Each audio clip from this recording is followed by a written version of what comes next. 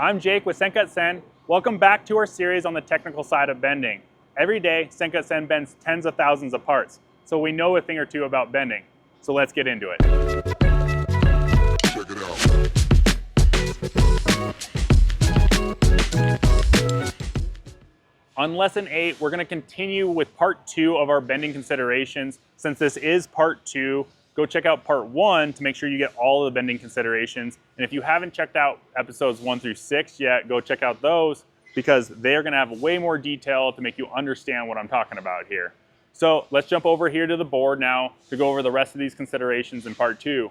The first one that I want to talk about is U-channel ratio. And so the U-channel, if we have a part like this, right, we're going to have a U, right? It's making a U, kind of forget about this flange here.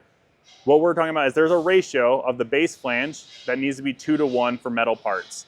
And the reason is that if I kind of sneak in here and grab my punch, is that punch is going to come down. If this channel is too narrow, I'm going to make contact with my punch. I'll flip it around here. I'm going to end up making contact up here if that channel is too narrow and stuff.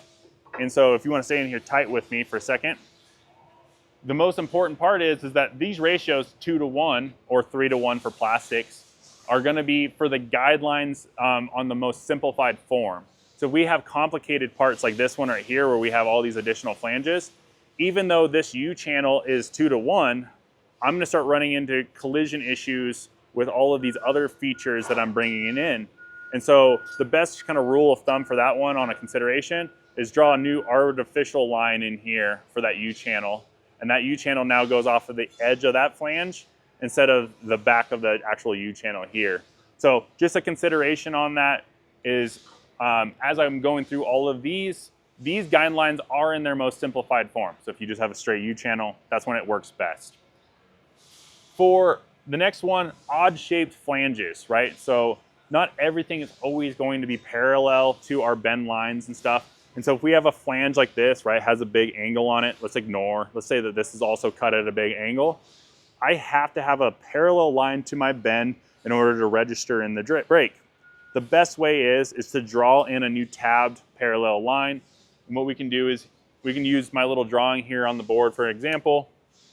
I can draw in something like this, come out here, and this line right here and this line are now parallel, my bend line on the outside. I can create maybe 3 little tabs here. The recommendation is the material thickness there. That'll allow me to brake at the brakes and bend that part, and then I can come back in, grind those out, grind them smooth, and I have a finished part with that odd flange side. So when you're having those, know that has to require a parallel edge if you're gonna have us bend it. The next one, and pretty much the last consideration, is the minimum flange length. And so we've talked about that previously, but that flange, right, has to go across the die. And so if that flange is too short, it'll fall into the die, it won't complete the bend, and that's gonna be material dependent. And that's gonna be something that you can see on our material guidelines on our website. So go check out those. It'll tell you the minimum flange length. Just know that that's because of tooling in the background that's driving that. To get pricing on your parts, drag or drop that step file or DXF onto SendCutSend.com. Thanks for hanging out with me on this bending series. We'll see you on the next one.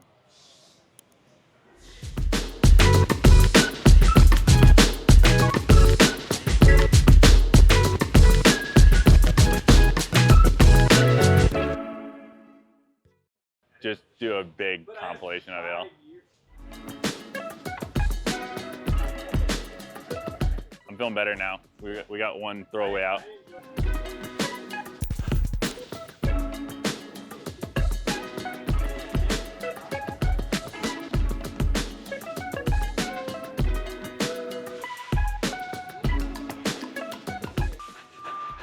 I'm so excited right now.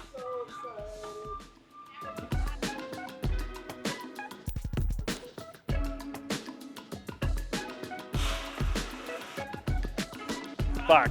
Well, I don't know why I just pointed. Finger guns. Finger guns.